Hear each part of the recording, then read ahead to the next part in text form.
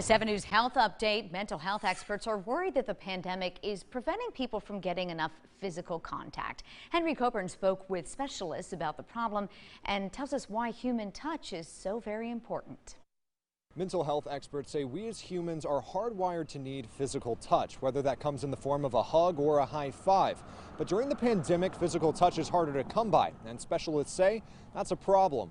According to recent data from the U.S. Census Bureau, more than 1 in every 4 Americans lives alone. And at a time when social distancing is encouraged, many Americans don't have as many normal physical interactions. We are seeing more and more this effect of just not having that touch. Spartanburg Area Mental Health Director Roger Williams says we might not realize we're starved for touch, but he says we probably feel the effects. We can see an increased level of anxiety, increased levels of depression, a feeling of not being right.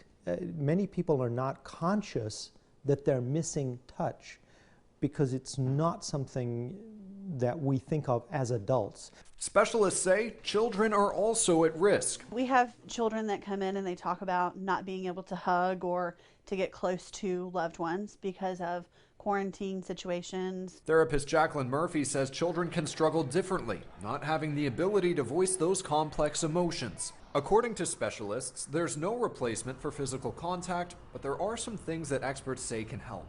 Weighted blankets, petting cats or dogs, and soothing sounds. I think a lot of people don't realize it's missing, so they feel more isolated, even more isolated than they actually are, because that part of their world, that part of their sensation is missing. Experts say that even though you may have lost physical touch with a loved one, it doesn't mean you have to lose touch altogether. They recommend using things like phone calls or even video calls to help bridge the gap. In Spartanburg, Henry Coburn, 7 News. And we have a list of mental health resources at WSPA.com.